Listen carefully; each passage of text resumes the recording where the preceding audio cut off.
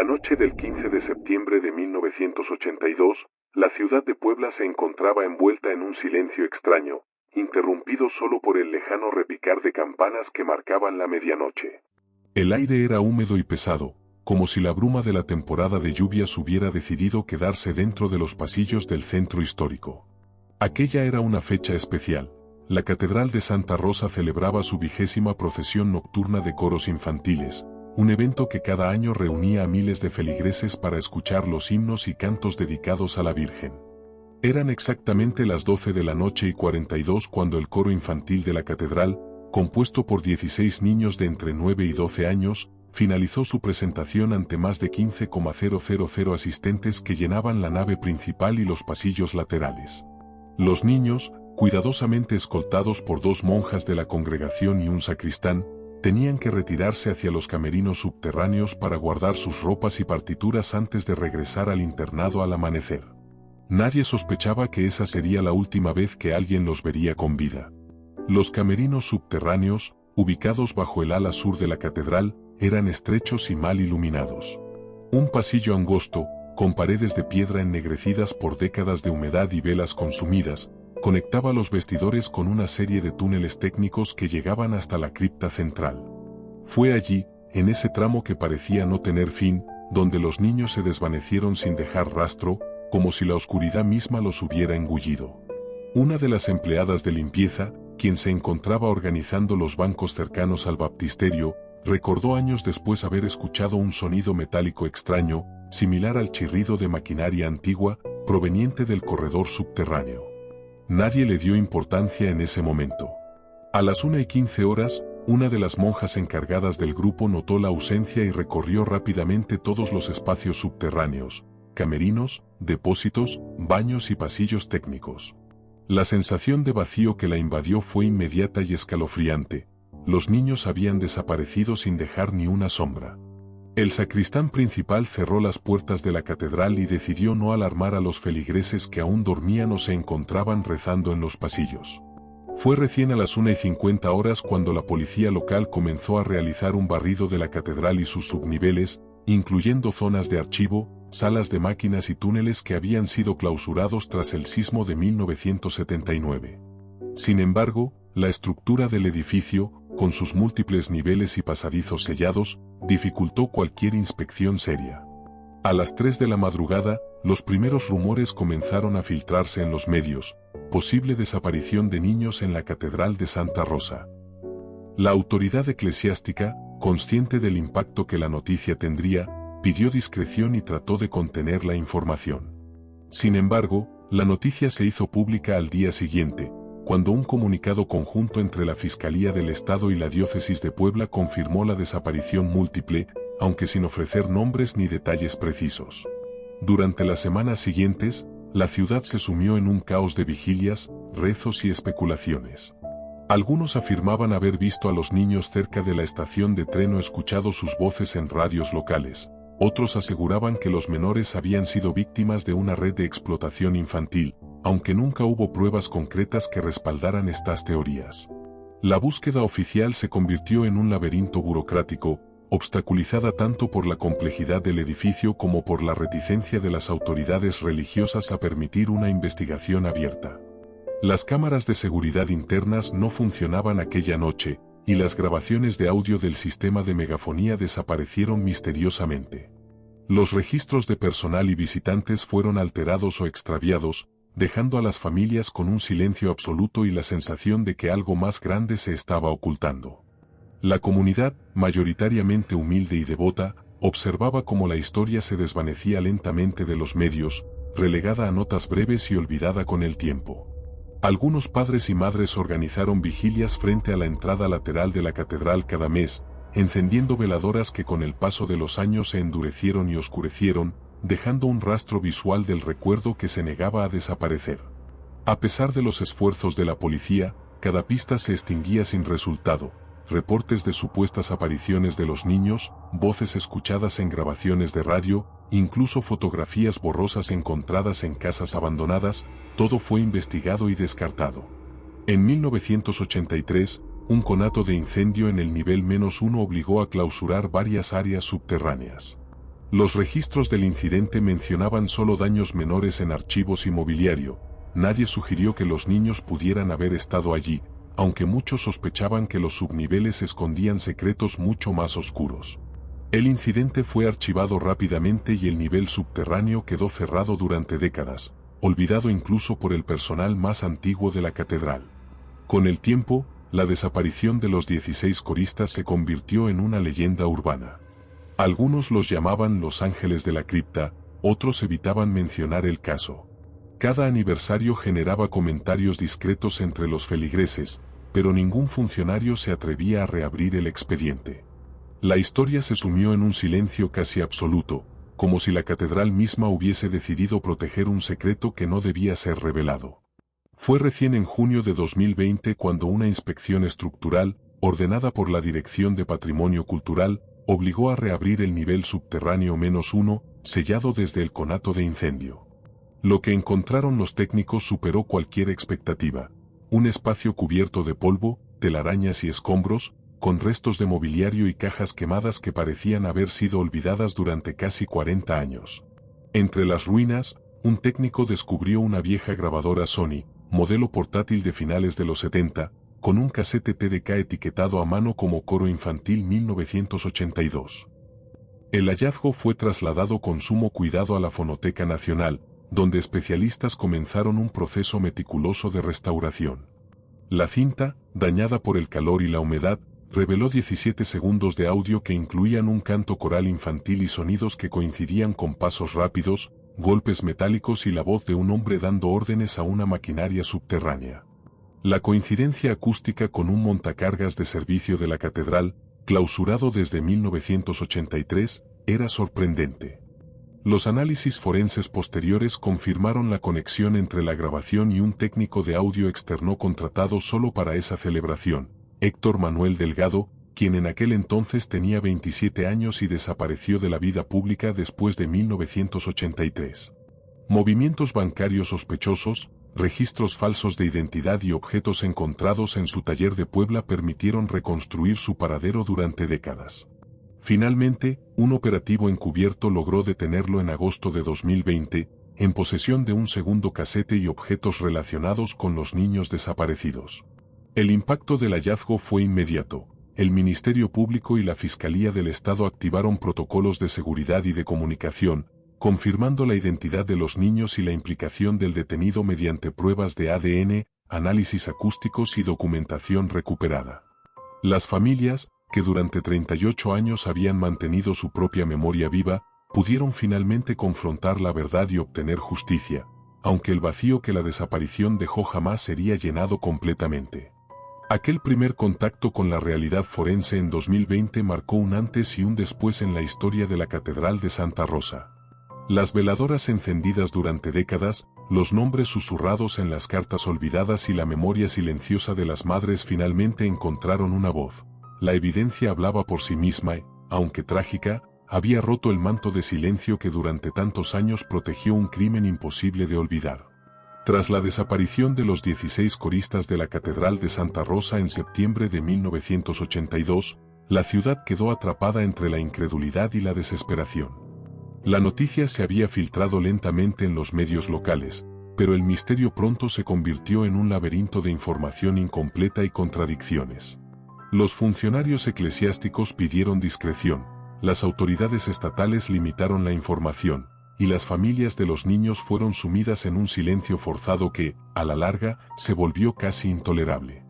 En los primeros días, los reportes policiales indicaban que los niños podrían haber escapado del recinto o haber sido víctimas de una red de secuestro, pero ningún indicio concreto respaldaba estas teorías.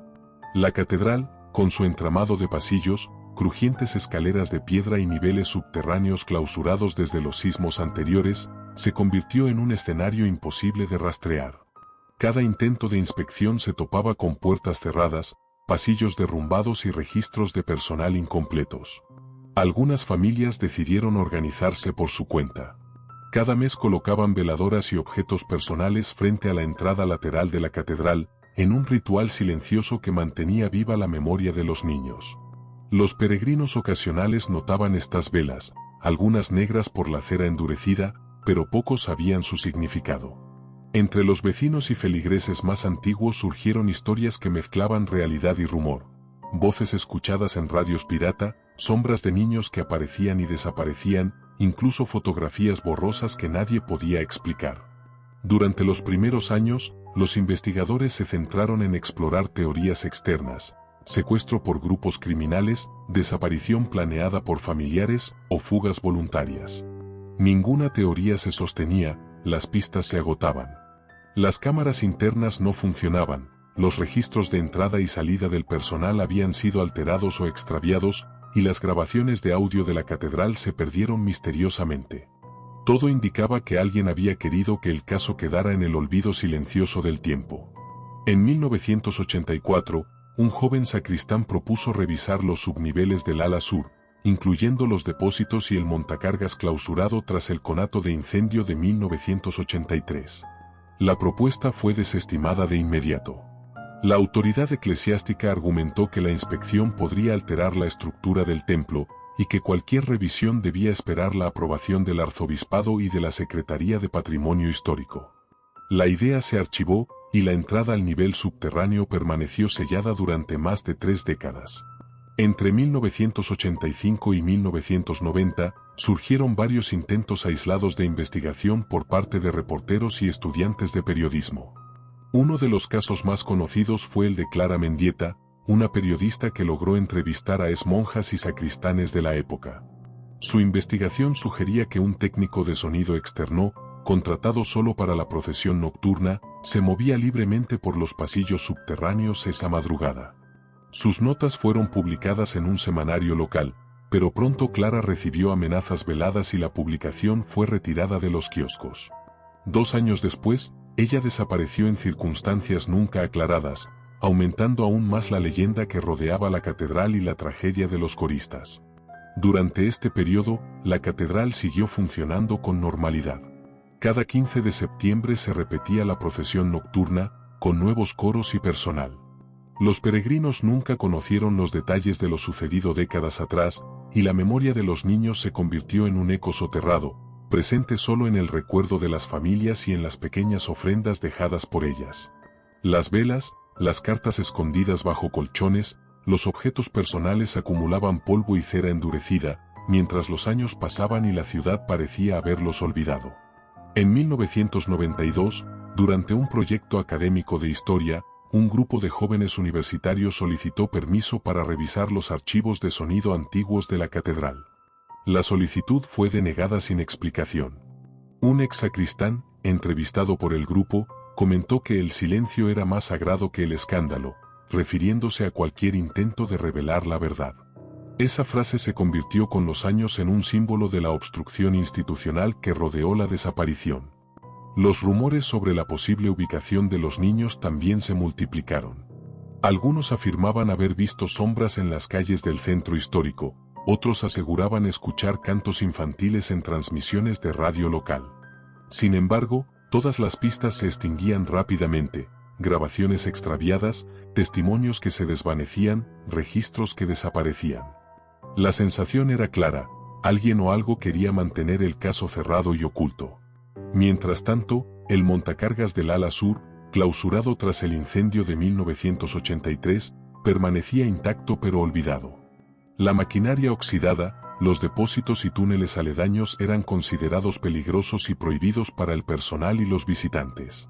La arquitectura de la catedral, con sus niveles subterráneos laberínticos y pasadizos sellados, se había convertido en una especie de memoria viva del crimen, un testigo mudo que nadie se atrevía a consultar. Durante estos años, las familias mantuvieron viva la memoria de sus hijos mediante rituales silenciosos y discretos, encendiendo veladoras, dejando objetos personales en los pasillos de la catedral y compartiendo historias entre ellas. La ciudad conocía solo fragmentos del caso y la mayoría de los ciudadanos ignoraba por completo la magnitud de la tragedia. Sin embargo, para quienes perdieron a los niños, cada día era un recordatorio doloroso de la ausencia, un vacío que no podía ser llenado con palabras ni gestos públicos. En 1995, un sismo leve afectó varias estructuras históricas del centro de Puebla. El ala sur de la catedral sufrió pequeñas grietas, lo que motivó una revisión técnica limitada de los subniveles.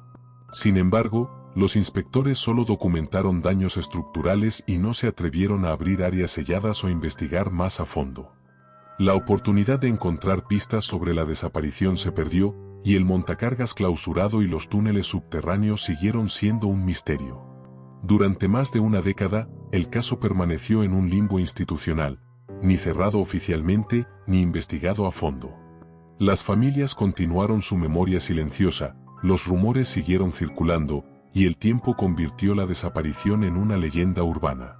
Algunos vecinos y feligreses hablaban de los ángeles perdidos de la catedral, mientras otros simplemente evitaban mencionar el tema. Sin embargo, algo permanecía constante. Cada 15 de septiembre, las veladoras seguían encendidas. Cada aniversario, las familias recordaban a los niños, y el edificio, con sus pasillos subterráneos y niveles sellados, guardaba celosamente los secretos de aquella noche fatídica. La tragedia no desapareció, solo quedó enterrada bajo años de polvo, burocracia y miedo. Esta segunda parte cierra con la sensación de que el pasado no puede ser ignorado para siempre.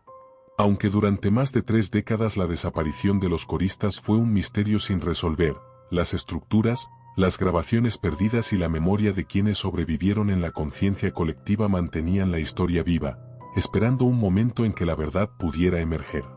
Después de más de 3 décadas de olvido, en 2017 se inició un proyecto de inspección estructural en la Catedral de Santa Rosa, ordenado por el Instituto Nacional de Bellas Artes para evaluar posibles filtraciones y daños en los subniveles del ala sur. Lo que parecía un procedimiento rutinario se convirtió en la primera oportunidad real para acceder al subsuelo clausurado desde 1983, donde se sospechaba que podía haber pistas olvidadas de la desaparición de los coristas. El equipo técnico, compuesto por ingenieros, restauradores y especialistas en arquitectura histórica, descendió con linternas, cascos y respiradores hacia los corredores subterráneos. Las compuertas de acero, cubiertas por óxido y polvo de décadas, debieron ser forzadas con cuidado. A cada paso, las vigas inclinadas, las cajas derrumbadas y los restos calcinados de un incendio antiguo recordaban la fragilidad de la estructura y la historia silenciosa que contenía. Entre escombros, vigas rotas y telarañas, uno de los técnicos notó una grabadora portátil parcialmente carbonizada, oculta bajo restos de madera fundida y metal retorcido. A simple vista, parecía un objeto irrelevante, un vestigio olvidado de los años 70. Sin embargo, en su interior se alojaba un casete Toxa 90 con una etiqueta manuscrita que decía Coro Infantil 1282, escrita con tinta azul temblorosa. El hallazgo generó un silencio inmediato entre el equipo.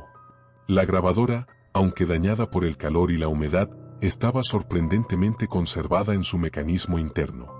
Se decidió trasladarla de inmediato a la Fonoteca Nacional para su restauración, bajo estrictas medidas de seguridad y registro documental. Nadie del equipo técnico especuló ni comentó sus impresiones. Todos comprendieron que habían encontrado un testigo mudo de un crimen que el tiempo había intentado borrar. El proceso de restauración fue minucioso. La cinta magnética estaba deformada, impregnada de humedad y parcialmente adherida al carrete. Ingenieros especializados realizaron una limpieza química, secado controlado y digitalización de cada fragmento de audio. La primera reproducción fue casi milagrosa. Se escucharon 14 voces infantiles, limpias y angelicales, elevando un himno a capela que llenaba un espacio amplio y cerrado, reverberando como si la catedral misma resonara de nuevo. Pero los 14 segundos de canto se interrumpieron abruptamente, se percibieron pasos rápidos, golpes metálicos y una voz masculina dando órdenes. La instrucción era breve pero clara: al montacargas, rápido. Tras esa orden, un zumbido grave indicaba el arranque de maquinaria pesada, y luego un silencio inquietante. Los especialistas en audio forense comprendieron de inmediato que no solo escuchaban un canto perdido, sino el momento exacto en que los niños habían sido conducidos hacia su destino final. La información fue trasladada a un grupo de peritos acústicos, quienes analizaron las frecuencias, la reverberación y los patrones de sonido. El eco, la cadencia de pasos y el tipo de maquinaria coincidían exactamente con el montacargas del ala sur, clausurado desde principios de los años 80. El análisis reveló que la cámara del montacargas, un habitáculo de acero sin ventilación, había contenido una trampa mortal, y que los sonidos registrados en el casete eran la última evidencia auditiva de los niños coristas. Mientras tanto, los registros históricos y archivos de la catedral comenzaron a ser revisados bajo autorización judicial. Se encontró que el técnico de sonido externo, contratado únicamente para la procesión nocturna de 1982, había tenido acceso irrestricto a los pasillos subterráneos aquella noche. Su nombre, Víctor Manuel Salgado Lozano, no figuraba en ningún registro de planta, y su paradero desde entonces había sido un misterio. El hallazgo del casete permitió cruzar información con movimientos bancarios, registros fiscales y archivos históricos.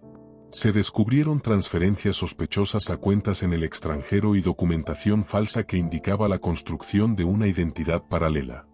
Salgado había logrado desaparecer de la vida pública, pero había dejado huellas indirectas que solo un análisis exhaustivo podía revelar. En paralelo, los expertos en voz forense iniciaron un estudio comparativo. La frase registrada en el casete, al montacargas, fue analizada mediante espectrogramas y patrones de cadencia vocal. Comparaciones con audios de celebraciones religiosas de la época mostraron coincidencias inconfundibles con la voz de Salgado, confirmando su participación directa en la desaparición de los coristas. El hallazgo causó conmoción interna en los investigadores. Después de más de 35 años, la verdad comenzaba a emerger gracias a un fragmento de audio de menos de 20 segundos. El ambiente emocional entre los técnicos era intenso.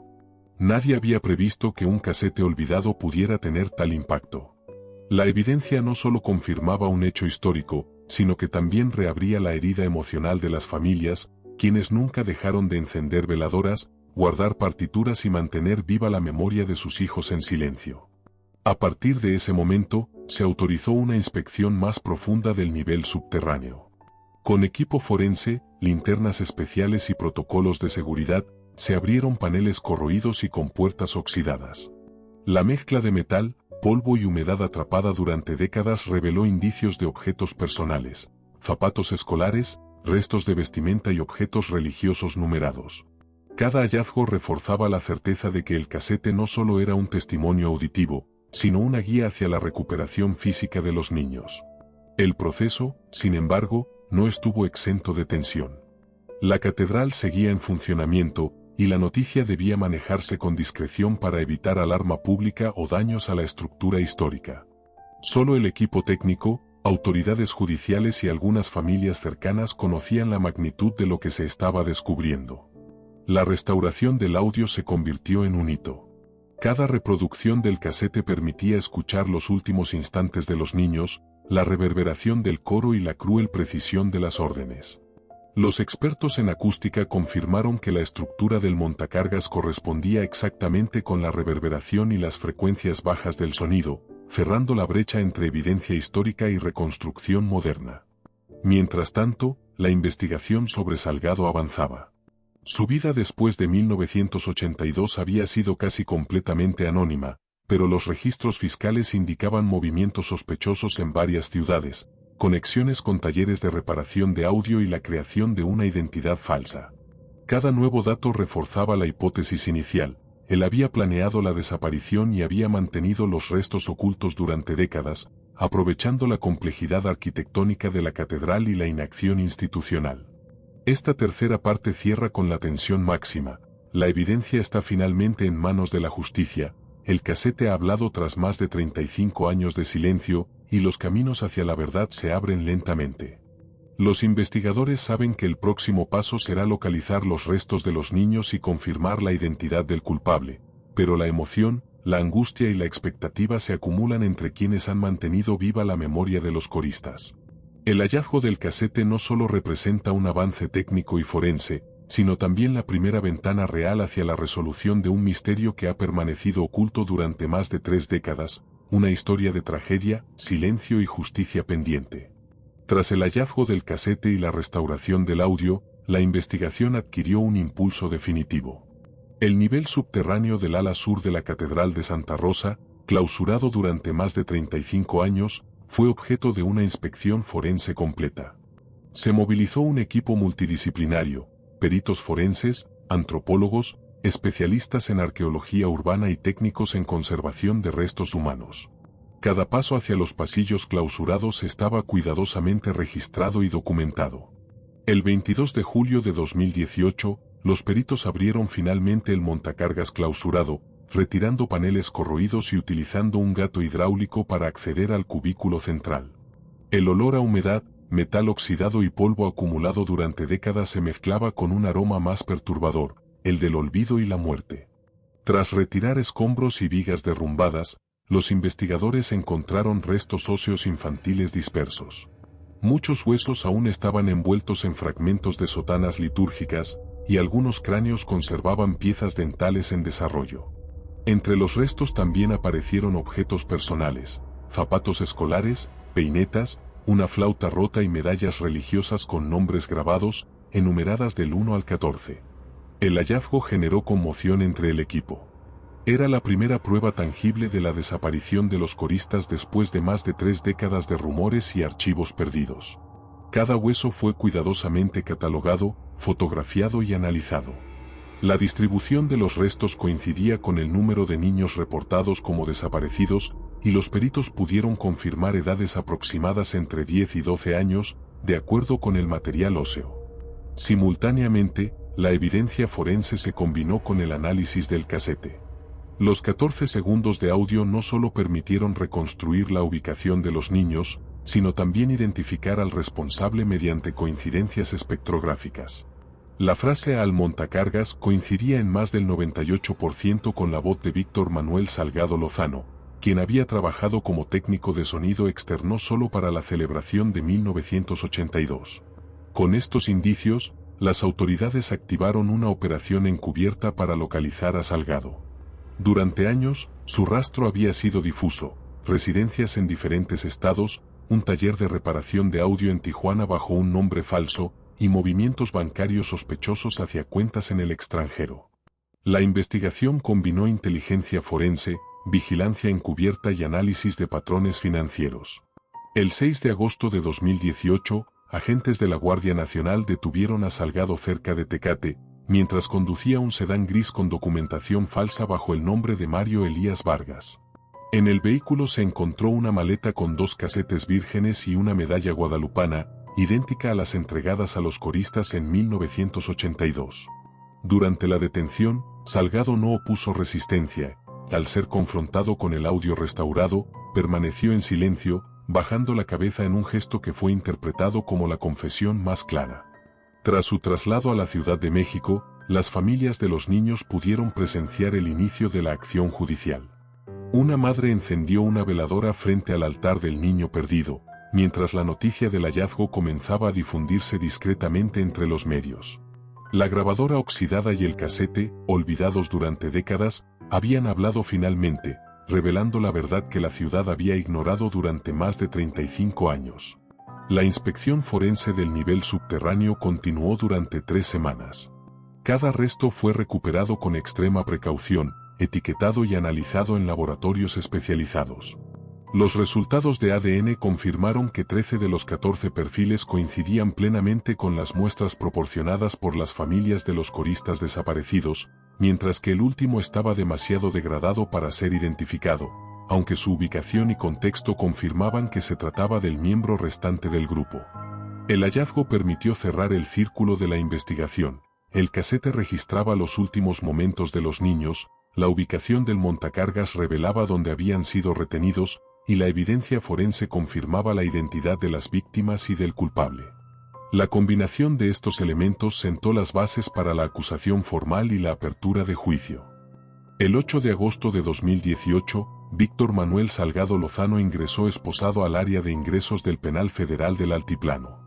Su rostro envejecido mostraba una expresión inexpresiva, vestía ropa sencilla y llevaba una mancha de tinta en la muñeca derecha, cuya presencia fue interpretada como un símbolo del tiempo y la culpa acumulada. Durante su traslado, no pronunció palabra alguna, y se negó a comentar sobre los restos o el casete. Su silencio se convirtió en una constante, la única respuesta que ofrecía frente a la magnitud de sus crímenes. Mientras tanto, el Ministerio Público activó un protocolo reservado para casos de interés nacional, dada la implicación de una institución religiosa y la sensibilidad histórica del caso. El fiscal encargado confirmó el hallazgo de restos infantiles y la detención de Salgado, basándose en evidencia física, forense y digital. La noticia tuvo un impacto inmediato. Redes sociales, medios de comunicación y espacios académicos comenzaron a difundir información sobre el caso, mientras que las familias se preparaban para enfrentar el juicio que pondría fin a décadas de silencio y espera. Durante los meses siguientes, se consolidó la evidencia en 3 áreas principales. 1. Pruebas acústicas, el casete restaurado, análisis espectrográfico y coincidencias de voz con Salgado. 2. Pruebas forenses, restos óseos catalogados, análisis de ADN y objetos personales numerados, que confirmaban la identidad de las víctimas. 3. Pruebas documentales y financieras, registros de identidad falsa, movimientos bancarios sospechosos y correspondencia que vinculaba a Salgado con los objetos hallados. El conjunto de estas pruebas creó un caso sólido contra Salgado, imposible de refutar solo mediante argumentaciones legales, especialmente dada la corroboración cruzada de distintos tipos de evidencia. La gravedad de los hechos y la premeditación demostrada sentaron las bases para una condena ejemplar, no solo para él, sino también como un mensaje sobre la necesidad de transparencia y supervisión en eventos masivos con menores. En paralelo, las familias pudieron finalmente acceder al nivel subterráneo, observar los restos de sus hijos y corroborar la información que durante décadas solo había existido en rumores y relatos fragmentados. El reencuentro con la memoria de los niños fue doloroso, pero también liberador. Por primera vez, la ausencia tuvo un cierre tangible, aunque la pérdida permaneciera irremediable. El juicio contra Víctor Manuel Salgado Lozano comenzó el 15 de octubre de 2018 en la Sala Cuarta del Reclusorio Norte, acondicionada con estrictas medidas de seguridad debido a la trascendencia histórica del caso. La audiencia fue pública por decisión de las familias, quienes querían que cada palabra, cada evidencia y cada testimonio quedara registrado, que el silencio de décadas se rompiera finalmente. El rostro de Salgado fue proyectado en las pantallas internas del juzgado. Para muchas madres y familiares, era la primera vez que veían en persona al hombre que había arrebatado a sus hijos, aunque ya habían escuchado su voz en el casete restaurado. Algunos se persignaron, otros no pudieron levantar la mirada. Su expresión permanecía fría, impasible, mientras los abogados del Ministerio Público comenzaban a presentar la evidencia acumulada durante años. La primera pieza mostrada fue el casete restaurado. Los peritos en fonética forense explicaron cómo los 14 segundos de audio, con canto infantil seguido de pasos apresurados y órdenes al montacargas, coincidían en más del 98% con la voz de Salgado. El espectrograma, el patrón vocal y las pausas respiratorias fueron expuestos, dejando pocas dudas sobre su participación. La defensa objetó, argumentando que las voces podían ser similares y que la evidencia acústica no era concluyente, pero no pudo presentar ninguna voz alternativa ni explicar la presencia de 14 medallas numeradas y objetos personales de los niños hallados en su residencia. Las pruebas forenses complementaban la evidencia acústica. Los restos óseos, identificados mediante ADN y comparación con las muestras entregadas por las familias, confirmaron la identidad de 13 de los 14 niños desaparecidos. El último estaba demasiado degradado, pero la disposición de los restos y la coincidencia con los objetos personales aseguraban que el grupo completo había sido encontrado. Las medallas, enumeradas del 1 al 14 y coincidiendo con los nombres de los niños, resultaron ser un testimonio tangible de la premeditación y el control del perpetrador. Durante el juicio, exmonjas y sacristanes testificaron bajo protección de identidad. Relataron cómo, en 1980, Salgado se movía libremente por los túneles subterráneos, sin supervisión, y como uno de los niños le había pedido ayuda, temeroso de su comportamiento.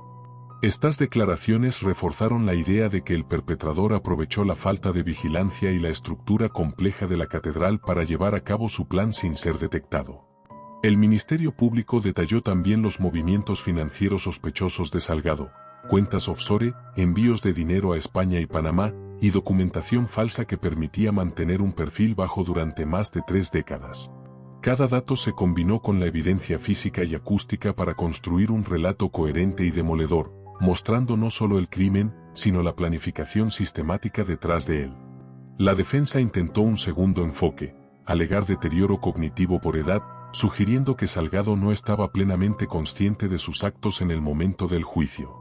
Sin embargo, el dictamen de un neuropsiquiatra asignado de oficio fue contundente, lúcido, orientado y plenamente capaz de comprender y responder. La estrategia defensiva cambió nuevamente, buscando desacreditar los análisis técnicos, pero sin resultados efectivos. El juicio avanzó entre audiencias, cada una mostrando más detalles de los hechos, transcripciones de audio, análisis de acústica, restos óseos catalogados, objetos personales numerados y documentación financiera. La narrativa completa del caso fue reconstruida ante los jueces y el público, dejando en evidencia la magnitud del crimen y la premeditación de Salgado.